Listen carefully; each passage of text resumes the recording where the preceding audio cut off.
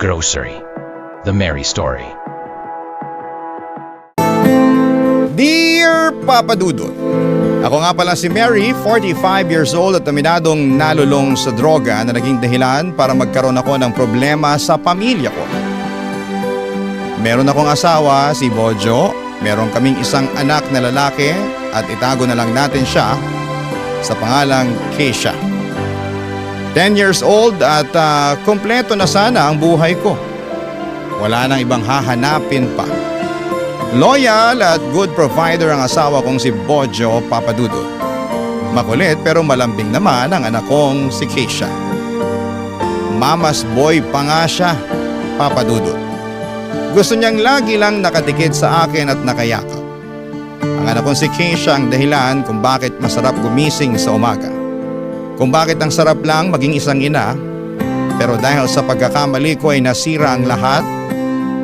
Mali ako sa paggamit ng droga, maling-mali na isipin na matatakasan ko ang aking mga problema oras na gumamit ako nito. Nalulong ako rito at hindi na makaahon pa. Dahilan para tuluyang magkaroon ng problema ang pamilya ko. Dahilan para mawalay ako sa anak kong si Keisha, Papa Dudut.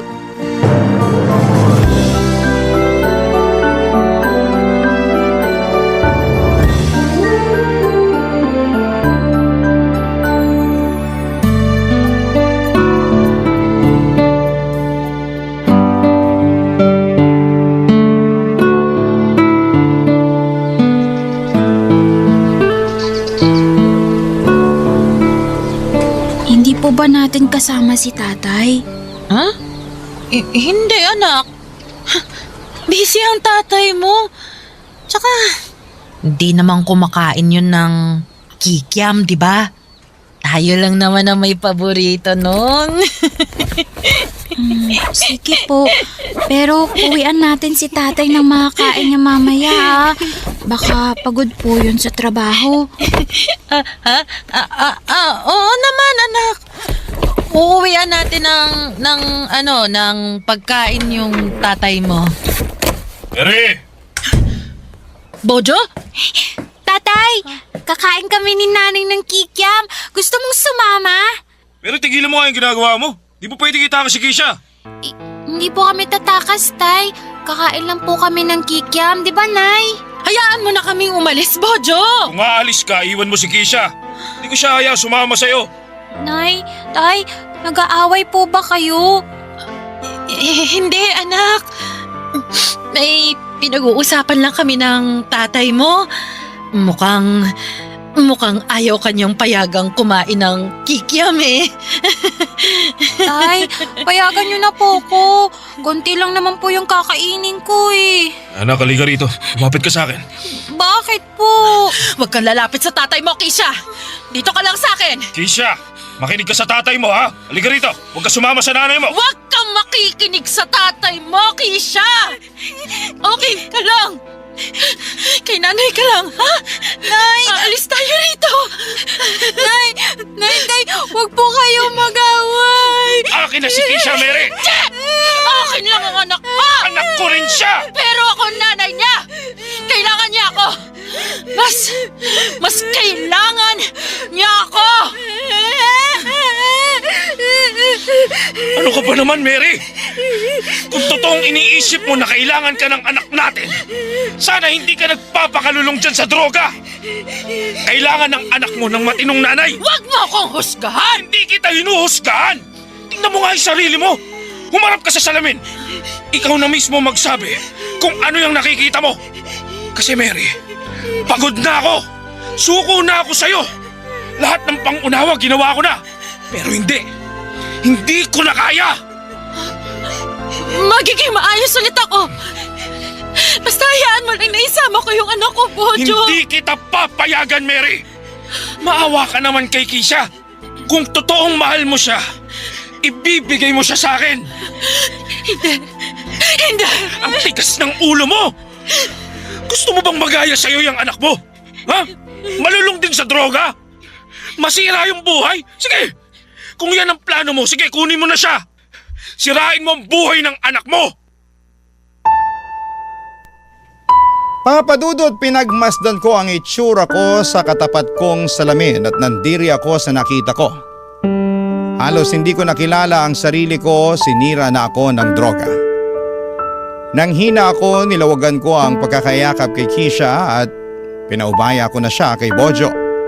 Isang sakripisyo na alam kong kailangan kong gawin kung gusto kong maging maayos ang buhay ng anak ko. Iyak ako ng iyak noon, nang hirap iwan ang isang taong pinaguhugutan mo ng lakas.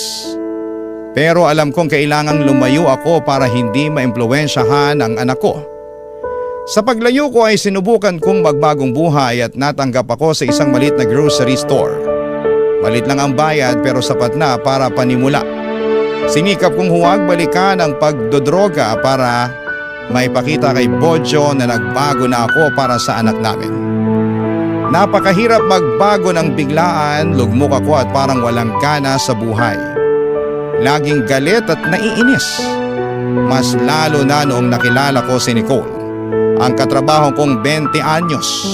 Kabaliktaran ko si Nicole, masayahin, positibo sa buhay, madaldal, palakaibigan, kaya siguro ako naiilang sa kanya dahil meron siya ng mga bagay na wala sa sarili ko, Papadudot.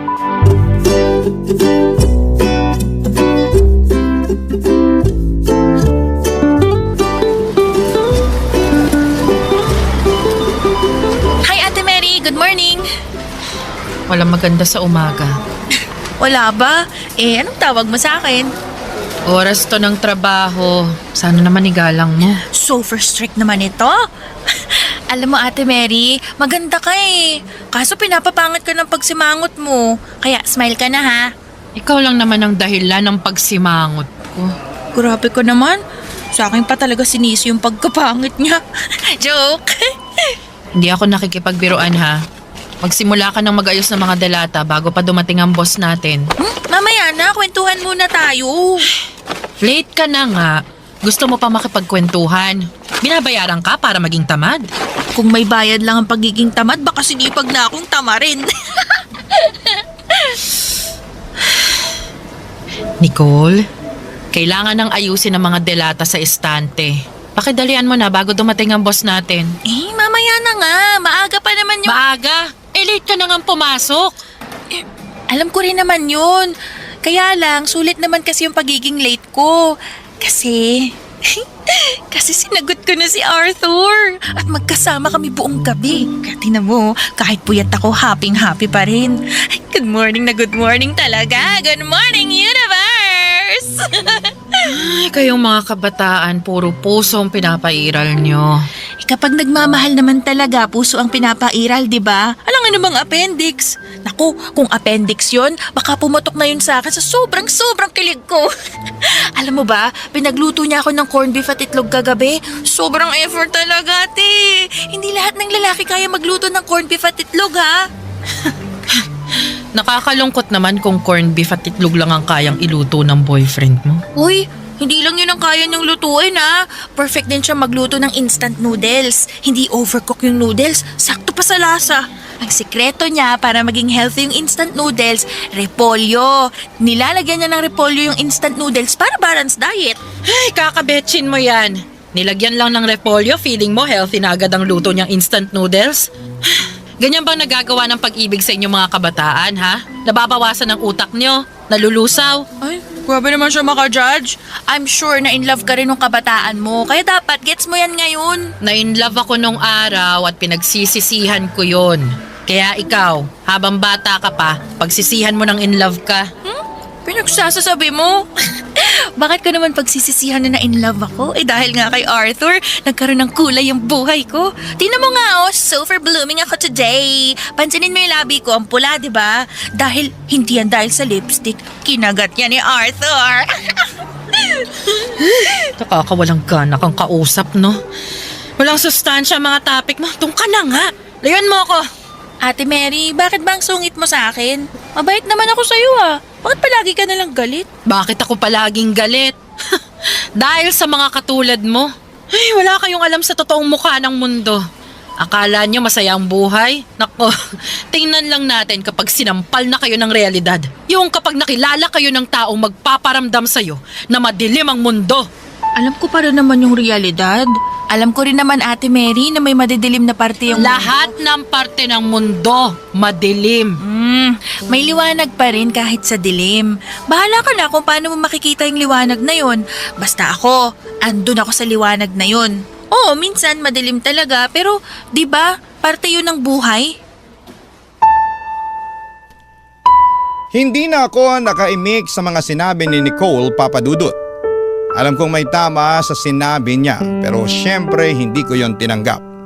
Dahil puro kadiliman na ang tinatanggap ko sa buhay ko. Alam kong pinapahirapan lang ako ng ganitong klase ng pag-iisip, pero hindi ako makaahon dito. Masisisi niyo ba ako? Masaya naman ako noon sa piling nila Bojo at Keisha. Pero nung namatay ng sabay ang mga magulang ko ay hindi ko na kinaya. Nagluksa ako at na-depress at hindi yon naintindihan ni Bojo. Nainip siyang hintayin na makabangon ako. Kaya minadali ko ang pag-move on sa pagkamatay ng mga magulang ko. Gumamit po ako ng pinagbabawal na gamot. Kahit papaano kapag sabog ako ay nawawala sa isipan ko ang mga problema. Lagi akong masaya. Pero oras na mawala na sa sistema ko ang epekto ng drugs ay doon ako mas lalong bumagsak sa kalungkutan. Kaya kailangan kong habulin na naman ang saya at pagtakas. Tinuloy-tuloy ko ang paggamit nito, wag lang akong makabalik sa realidad na puro sakit lang ang nararanasan ko. Hanggang isang araw, dahil hindi ko nagawang talikuran ng masamang bisyo na ito, ang mag-ama ko na ang nagsimulang lumayo at tinalikuran na ako. Papa Dudut. Barangay Love Stories. Barangay Love Stories. Ilang buwan kong tiniis na hindi makita ang anak ko, Papa Dudut. Mapatunayan lamang kay Bojo na nagbabago na ako. Hindi na ako gumagamit ng drugs noon at dinaan ko na lamang sa pagyoyosi kapag natutokso akong gumamit ng bawal na gamot. Napakahirap, lagi akong bagot, galit at parang wala sa sarili. Pero nilabanan ko ang lahat ng hirap para lamang makapiling kong muli ang anak kong si Keisha. Nagbunga naman ang lahat ng pagbabago ko. Makalipas nga ang ilang buwan, nakakausap ko ng muli ang anak ko kahit sa phone lang. At nang makita ni Bojo na seryoso na ako sa pagbabago ay nag-decide siyang idalaw si Keisha sa trabaho ko. Pinaghandaan ko yon, bumili ako ng laruan at maraming kikiam para kay Keisha. Halos hilahin ko na nga ang oras noon para lamang makita ang anak ko. At nang sumapit na ang uwian ay nakita ko na sa wakas ang anak ko, Papa Dudut. Walang kasing saya na muling mayakap ang Keisha ko.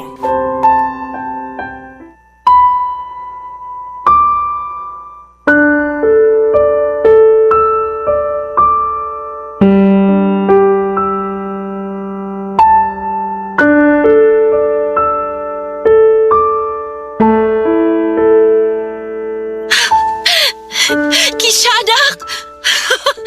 Kumusta ka na? Anak? Keisha, kinakausap ka ng nanay mo, sumagot ka. Okay lang. Anak, may binili akong manika para sa'yo. Eto, oh. Sabi nung sales lady, yan daw yung pinakasikat na laruan ngayon. Ano, nagustuhan mo ba, anak? Keisha, kinakausap ka ng nanay mo. Salamat po, Nay. At saka, anak, eto rin, oh. Marami akong biniling kikiam. Paborito mo to, di ba? Pwede mo na tong pang merienda pagkatapos ng klase mo. Hindi na ako kumakain ng kikiam. Ayoko na niyan. Ah, ganun ba? Nako, sayang naman to. Pero ayos lang. Matagal pa naman bago masira to eh. Ilagay nyo na lang sa freezer, ha? Marami pa kaming pagkain sa freezer. Di na yan kasya. Sa'yo na lang yan. Uy, Keisha. Sige, kung ayaw mo na nito, akin na lang. Pambaon ko na lang sa trabaho. Buti pa nga. Kasi mukhang wala ka namang kinakain ng maayos. Keisha, ba't ganyan ka ba makipag-usap sa nanay mo? Sinasabi ko lang naman po yung totoo. Hindi tama yan ha. Sorry ka. Ay, hindi na. Totoo naman kasi. Wala na rin naman akong masyadong kinakain ngayon eh. Nag-iipon kasi ako para sa pang Noche Buena natin. Noche Buena? Oo, hihiramin ko sana si Keisha sa Pasko para makapag Noche Buena kaming dalawa. Kahit 3 araw lang. Total, bakasyon naman na nila yon. Bakit nagdedesisyon ka ng ganyan nang hindi man lang ako tinatanong? Naisip ko lang kasi na nanay pa rin naman niya ako. Karapatan ko na makasama si Keisha sa Pasko. Uuwi kami sa probinsya sa Pasko.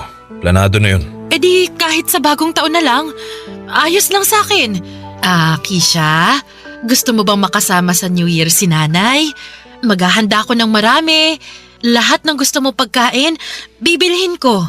Tay, ayoko pong makasama si nanay. Anak, kahit 1 araw lang? Sige na. O kaya kahit half day. Pasyal tayo sa mall tapos ihahatid na kita sa tatay mo. Sige na anak. Huwag mo nang ipilit, Mary. Di mo pwedeng makasama si Keisha.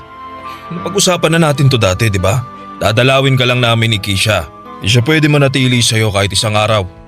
Oo nga, pero baka naman pwedeng baguhin na natin yung napag-usapan natin. Kasi, Bojo, nagbabago naman na ako eh. Hindi na ako gumagamit ng... Nagbabago na ako. Maniwala ka. Kaya sige na, pagkatiwalaan mo naman na ako. Gusto ko lang talagang makasama yung anak natin eh. Mary, makontento ka na lang sa pagdalaw-dalaw namin sa'yo. Paano ako makukontento? 1 o 2 beses mo lang idalaw sa akin si Keisha sa loob ng 1 buwan. Tapos, kung makabisita kayo, halos 15 minuto lang kaming nagkakasama. Umaalis na rin kayo kaagad. Magpasalamat ka pa nga, dinadalaw ka pa niya rito. Kung ako lang, di ko na siya papayagan na makita ka pa eh. Di ka magandang impluwensya sa kanya. At alam mo yan. Huwag mong isumbat sa akin ang nakaraan ko ha. Nagbabago na ako ngayon. Wala pa rin akong tiwala sa'yo. Masyado pang maaga para magsabing nagbabago ka na talaga. Tara na, Keisha. Umuwi na tayo. Bojo! Bojo!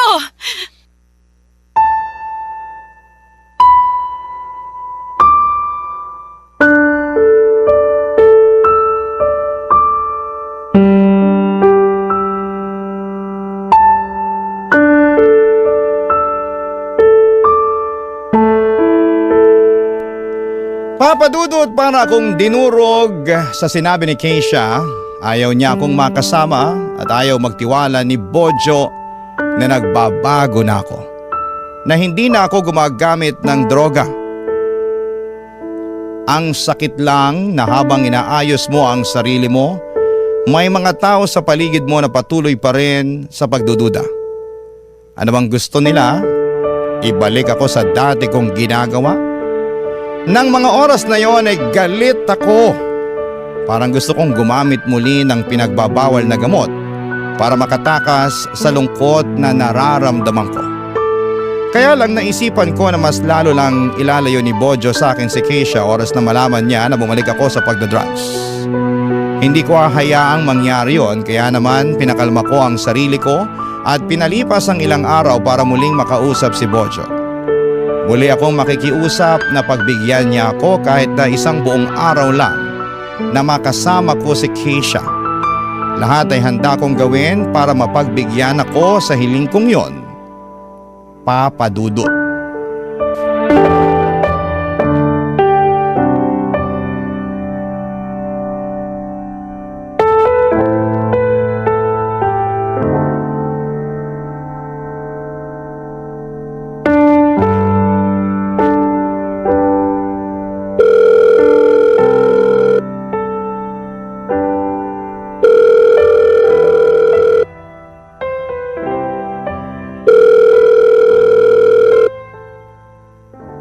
Hello? Bojo? Ano na naman ba, Mary? Talaga bang gumamit ka pa ng ibang numero para guluhin ako? Kasi hindi mo naman sinasagot yung tawag ko sa'yo dati. Wala na kasing dapat pag-usapan pa. Nakikiusap lang naman ako ulit ngayon na... Wala nang magagawa yung pakiusap mo. Sinabi ko naman na sa'yo, di ba? Hindi mo pwedeng mahiram si Keisha. Baka mamaya itakas mo pa siya. Hindi ko gagawin yun! Ibabalik ko rin siya sa'yo.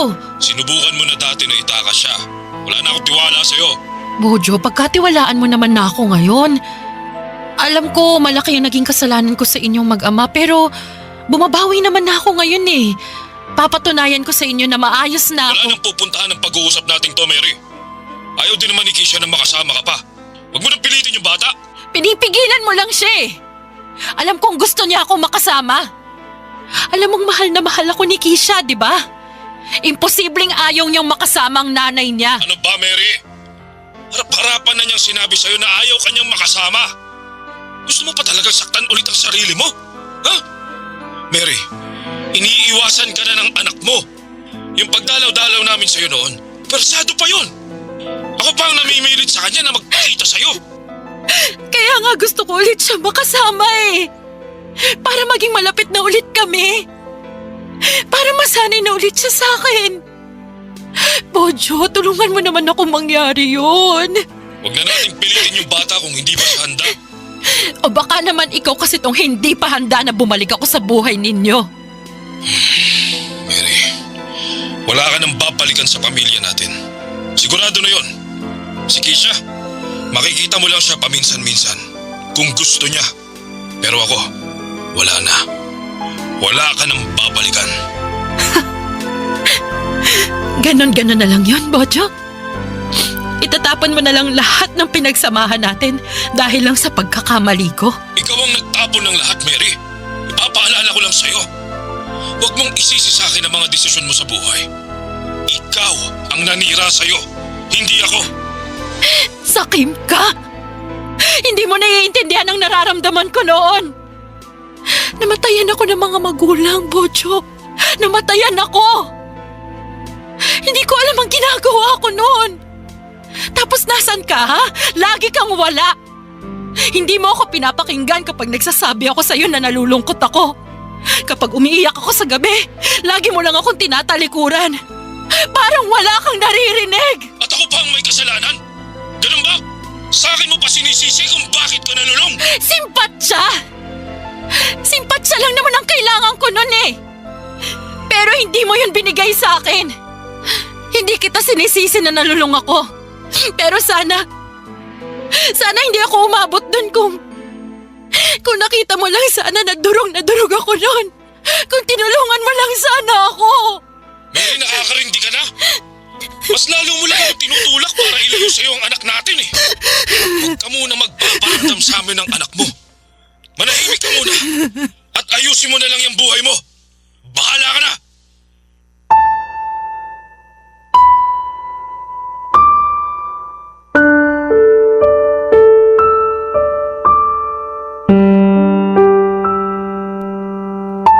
Papadudot na gulat na lamang ako, iyon ang unang beses na umiyak ako sa harapan ng ibang tao.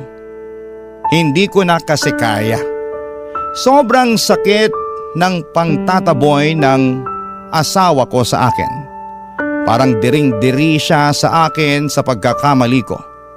Niyakap ako ni Nicole at doon ay mas lalong lumakas ang iyak ko. Narinig pala niya ang usapan namin ni Bojo at nakisimpatya siya. Yon ang matagal ko nang kailangan, simpatya at pangunawa. Nakakatawang sa ibang tao ko pala yon makukuha. Mula noon, naging close na kami ni Nicole. Hindi na ako naiirita sa masayahing ugali niya. Hindi na nakakainis kapag dinadaldal niya ako sa mga nangyari sa kanya. Hindi na nakakainis ang presensya ng taong iyon. Para sa akin ay merong isang pangyayari na lalo nagpatibay sa pagkakaibigan naming dalawa, Papa Dudut. Hayaan niyong sa pagpapatuloy ko ng aking kwento ay malaman ninyo kung ano naman ang kwento ni Nicole na naging dahilan para mas lalo ko siyang mahalin at gustuhing protektahan. Barangay Love Stories. Barangay Love Stories. At dahil sa pagkakalapit ko kay Nicole, kahit papaano, nabawasan ang pangungulila ko sa anak kong si Keisha. Malaking tulong si Nicole sa akin at napapatawan niya ako. Masaya akong kasama siya at higit sa lahat ay hindi ko na naiisip ang matuksong bumalik sa pagdodroga. Parang si Nicole ang nagsisilbing rehab ko. Alam din niya ang pinagdaanan ko at kinuwento ko na ang lahat sa kanya. Hindi niya ako hinusgahan, yon ang dahilan kung bakit napadali na patawarin ko ang sarili ko. Dahil may isang katulad ni Nicole na nakaunawa sa nakaraan ko. Unti-unti ay naibaling ko kay Nicole ang pag-aalaga ko bilang isang ina. Lalo't nalaman kong ulila na rin pala siya na katulad ko. Ang kaibahan lang ay sanggol pa lang siya nang mamatay ang kanyang nanay. Tumakas naman ang kanyang tatay, lumaki siya sa pangangalaga ng kanyang lola. Doon ko mas lalong gustong maging nanay para kay Nicole. Kaya lahat ng hindi ko maibigay at magawa para sa anak kong si Keisha, ginawa ko para sa anak-anakan kong si Nicole, Papa Dudut.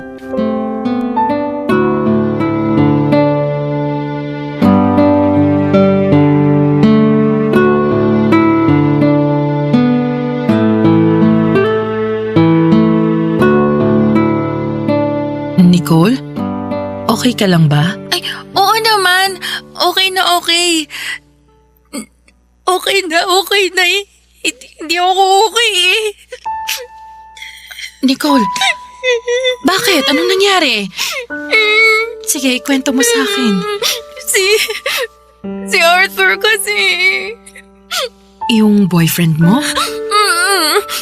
Nalaman ko na meron pala siyang asawa at anak sa probinsya. Hayop na yan! Kala ko matino. Tapos nung pinaamin ko siya, binugbog niya ako. Ano? Pero hindi naman daw niya sinasadya. Nakagamit lang daw siya eh. Nakagamit ng ano? Droga. Tagal na pala siyang gumagamit kasi may problema siya sa mga pinagkakautangan niya sa sugal. Pero hindi niya sinasadyang saktan ako, Ate Mary. Humingi naman siya ng pasensya eh. Sinadya niya man yun o hindi. Mali na, mangbugbog siya at gumamit ng droga. Pero gumamit ka rin naman dati, di ba? At nagbago ka. Kaya naniniwala ako na magbabago rin siya. Di ba gano'n naman yun, Ate Mary? Pero Nicole, sinaktan ka niya eh. Eh, hindi naman na raw siya uulit. Mahal ko siya at naniniwala ko sa sinasabi niya. Pero Nicole, Ang totoo niyan, parating na siya ngayon. Ipapakilala kita. Mabait yun si Arthur. Makakasundo mo siya. Basta yung hindi lang siya nakagamit. Ay, ayan na siya. Ayan na. Arthur, Bakit hindi ka sumasagot sa tawag ko? May kasama ka bang lalaki rito, ha? ha? Wala ah. Nasa kwarto kasi yung cellphone ko at wala akong ibang lalaking kasama rito, si Ate Mary lang. Yung katrabaho ko. Halika, ipapakilala kita sa kanya. Sinungaling! Arthur! Nanlalalaki ka na. Porque nalaman mong may asawa at anak ako? Hindi, walang ganun. Huwag mo akong saktan, please. Kakahiya kay Ate Mary. Wala akong pakialam! huwag mong saktan sa Nicole! Ilayuan mo siya! Huwag kang makialam dito, tanda! Ate Mary! Arthur, huwag mong itamay si Ate Mary. Wala siyang kasalanan. Pakialam, Ere! At saka...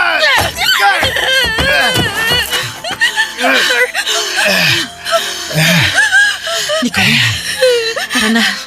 Habang wala pang malay si Arthur, isusumbong natin siya sa pulis. Halika na. Ate Mary, hindi ko pwedeng iwan si Arthur. Pag hindi mo pa siya iniwan, papapatay ka niya. Ako na nagsasabi sa'yo. Hinampas ko ng vase si Arthur sa ulo. Nawalan ito ng malay at nagkaroon kami ng chance ni Nicole na makatakbo. Agad po kaming pumunta sa mga pulis para magsumbong at maswerteng nahuli naman nila si Arthur bago ito nagkaroon ng malay. Pumanig pa rin sa amin ang hustisya, niligtas kami ng Diyos sa mapagmalupit na kamay ni Arthur. Nabigla si Nicole sa mga pangyayari at hindi niya alam kung bakit gusto pa niyang balikan si Arthur ng mga oras na yon. Gusto pa niyang unawain at patawarin pero pinigilan ko na siya. Nagpakananay ako sa kanya, Papa Dudut. Prinotektahan ko siya na parang sarili kong anak. Inuwi ko muna siya sa inuupahan ko para gamutin siya at hindi malugmok sa kalungkutan. Alam kong nasyak pa siya sa mga nangyari sa kanya at hindi makakatulong kung babalik siya sa inuupahan niya ng mag-isa. Baka maisip pa nitong makipagbalikan kay Arthur. Hindi ko yon papayagan. Habang ginagamot ko ang mga sugat niya ay nakapag-usap kaming dalawa. Masinsinan, isa yon sa mga moments na masasabi kong payapa at masaya ko. Dahil merong isang taong katulad ni Nicole na nagtiwala sa kakayahan ko bilang isang ina. Papa Dudut.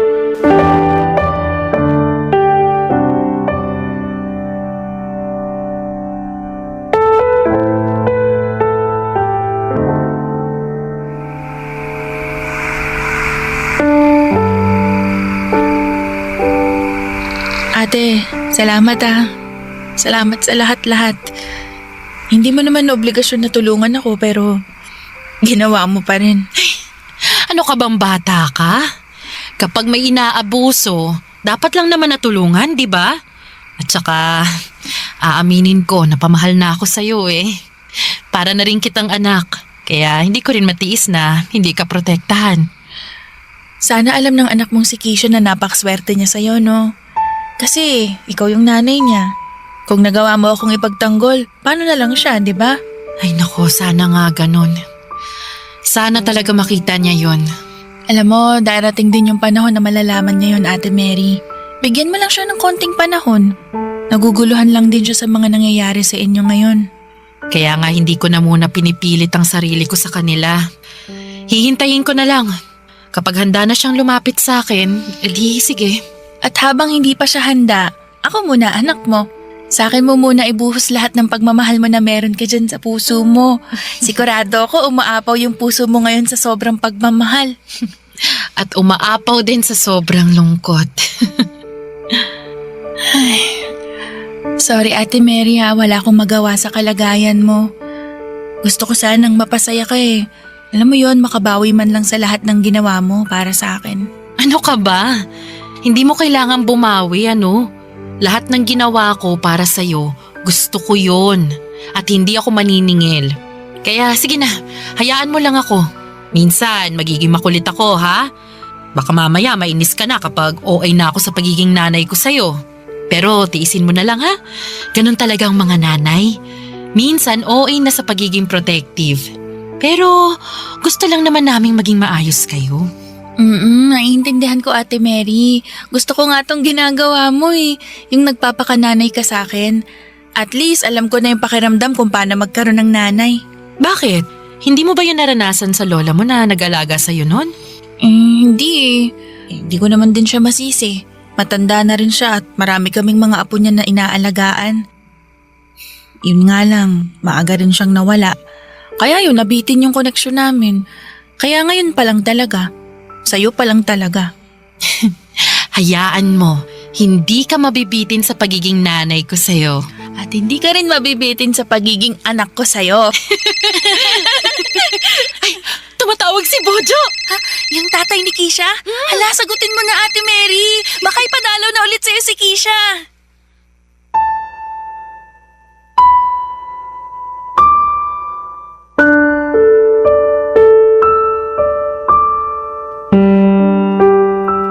Hindi ko ma-describe ang nararamdaman ko ng mga oras na yon, Papa Dudut. Halos lumundag ang puso ko sa galak. Ang anak kong si Keisha ay gusto ulit akong makasama at hindi lang siya dadalaw, makakasama ko pa siya ng ilang araw. Makakasama ko na siya sa Pasko. Ang tagal kong ipinagdasal sa Diyos na ipaubayan niya ang anak ko. Hindi po niya ako binigo at dininig niya ang panalangin ko. Pero syempre, bago dininig ng Diyos ang kahilingan ko ay siniguro muna niya ang pagbabago ko. At pinangako ko sa sarili ko at sa lahat ng taong naniniwala sa akin na hindi na po ako babalik pa sa masamang bisyo. Nabuo ulit kaming pamilya, nagkabalikan kami ni Bojo at naging close ulit kami ni Keisha. At isa pang masayang nangyari ay nadagdagan pa kami ng isa, si Nicole. Sinama ko na siya bilang parte ng pamilya ko. Makakasama rin namin siya sa Pasko. Ang hiling ko lang naman ay ibalik sa akin ang mag-ama ko. Hindi ko naman inakala na balak pa akong bigyan ng Diyos ng panibagong anak na mamahalin ko, Papa Dudut, at mamahalin ako. Ngayon pa lamang ay alam kong magiging masaya na ang Pasko ko at iba pang mga susunod na okasyon. Maraming salamat po sa pagbasa ng aking liham, Papa Dudut. Ang inyong kapuso at kabarangay forever, Mary. Today you're going to crochet a parrot cup holder bag, a hands-free drink sling that fits your favorite tumbler or iced coffee cup, supports the weight safely, and looks bright and tropical with parrot-inspired. And I'll guide you through the full build from sizing to finishing, so you end up with something you can actually use every day. Start by choosing the cup you want to fit, because a cup holder that feels perfect is always the one measured to the real cup. Note the bottom diameter, the widest circumference around the middle, and the height from the bottom up to just below the lid. If your cup has a strong flare, also note where it begins widening so you know when to add increases. For yarn, cotton is ideal because it grips the cup, blocks flat, and stretches less than acrylic, which matters when you're carrying a full drink. DK cotton makes a lighter sling, and worsted cotton makes a sturdier one, but either works if you crochet with a dense fabric. Choose a hook that produces tight single crochet with minimal holes. As a practical starting point, use about 335 for DK cotton or 3.540 for worsted cotton, then adjust by feel. If the fabric looks airy or you can easily see through it, go down a hook size so the holder doesn't stretch out. Gather scissors, a yarn needle, and a stitch marker, and pick your parrot palette. Choose one main body color like leaf green or natural cream, then pick accents like sunny yellow, bright red, and electric blue for stripes. You can also prepare a small bit of green for a feather.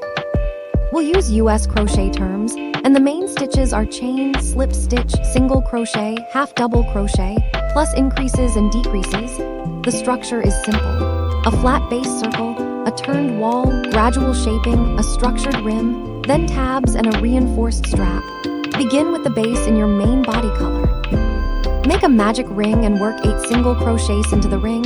Pull the tail tight to close, and if you prefer joined rounds, slip stitch into the first stitch to join. If you prefer working in a spiral, place a stitch marker in the first stitch and keep going, but joined rounds can be easier for counting. Round 2. Chain 1 and work 2 single crochets in each stitch around for 16, then join. Round 3. Chain 1, work 1 single crochet then 1 increase, repeating around for 24, then join. Round 4. Chain 1, work 2 single crochets then 1 increase, repeating around for 32, then join. Round 5. Chain 1, work 3 single crochets then 1 increase, repeating around for 40, then join. Place your cup on the base and check the size. The base should be close to the cup bottom, ideally a touch smaller because the wall will pull it snug. If the base is too small, add another increase round. Chain 1, work 4 single crochets then 1 increase around for 48, then test again. If the circle starts to ripple, you've increased too quickly or your tension is loose.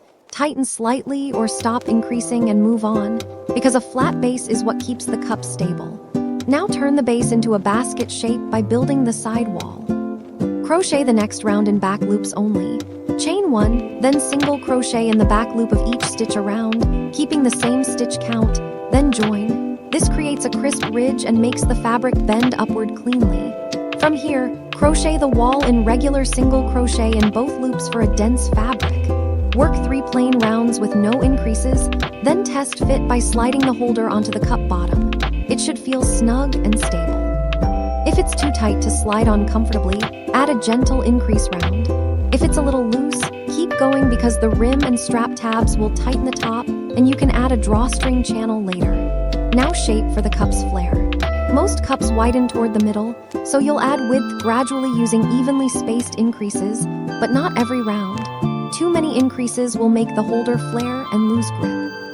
Use the increase then rest rhythm. Do 1 increase round, then 1 or 2 plain rounds, then test. A good first increase round is chain 1, single crochet 7, increase, repeat a round, then join. Crochet 2 plain rounds and test around the widest part of the cup. If it still feels tight, do another gentle increase round spaced evenly. chain 1, single crochet 8, increase, repeat around, then join, crochet 1 plain round and test again. Continue until the holder reaches about 2/3 to 3/4 of the cup height, stopping below the lid so it doesn't interfere with sipping, and the cup can still slide in and out. If your cup flares outward near the top and the rim pinches, add one last increase round near the upper third. If your cup tapers inward near the top and the rim feels loose, add one gentle decrease round just below the rim. Chain 1, single crochet 8, single crochet 2 together, repeat around once, then crochet 1 plain round. Now add the parrot-inspired design so it looks tropical and intentional. The simplest clean look is stacked stripes near the upper third so they stay visible when the cup is inside. To switch colors neatly, crochet the last stitch of the old color until 2 loops remain on the hook, yarn over with the new color and pull through to finish the stitch in the new color, then continue. This keeps transitions crisp. Try a parrot band like 1 round yellow, 1 round red, then 2 rounds blue, then return to green, or keep it lighter with 1 thin yellow stripe and 1 thin red stripe close together, then 1 wider blue band. If you want a feather-like feel, do yellow, red, yellow as a 3-round accent. Keep most of the holder in single crochet for strength. If you want a subtle texture line, make 1 accent round in half double crochet, then return to single crochet so the structure stays firm.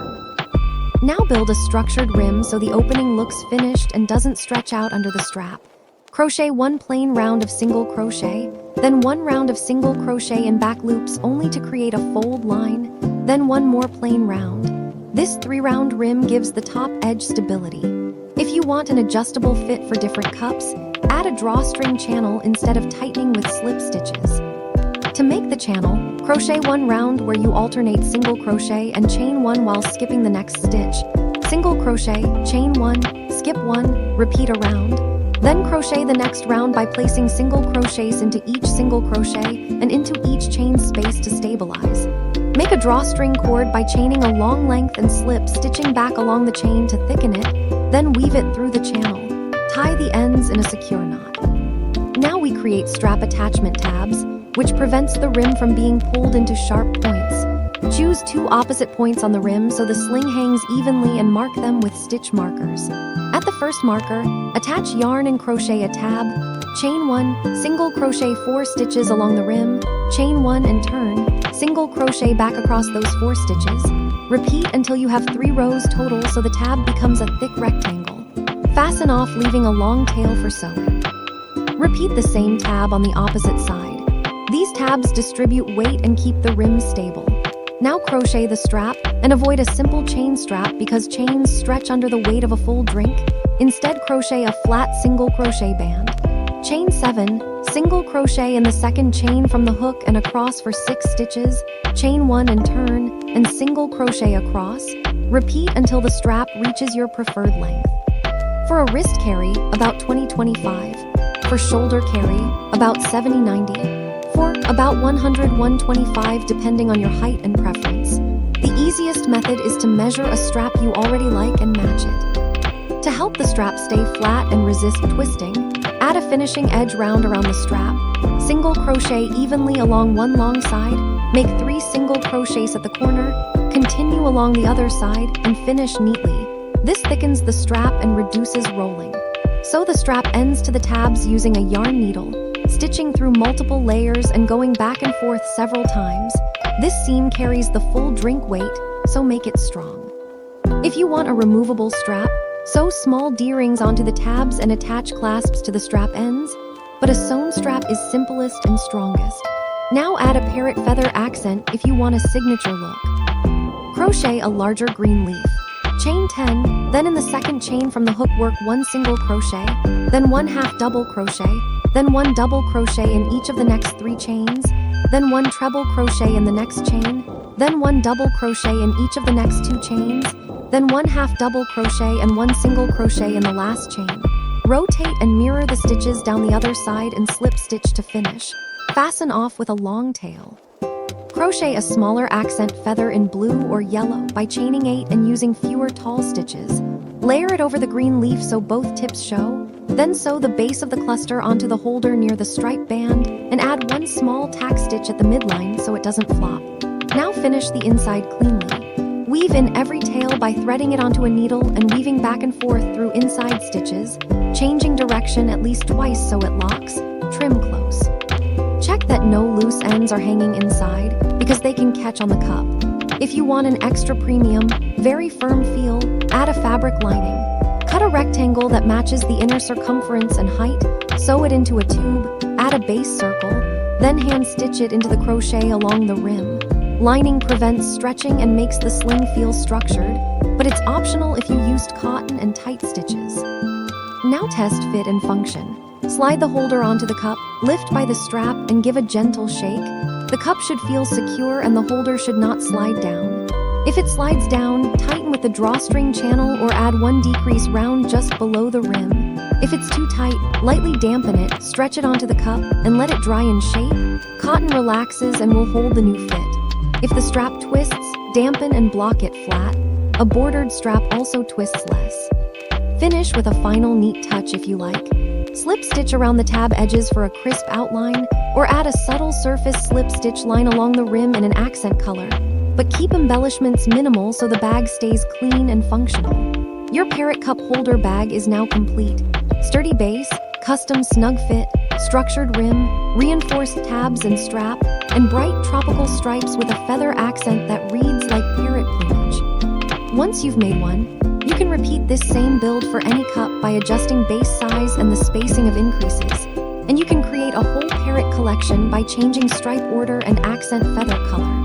Blue accents for a macaw vibe, lime and yellow for a playful tropical vibe, or cream body with bold red-yellow bands for a softer look, while keeping the construction consistent and durable for everyday use.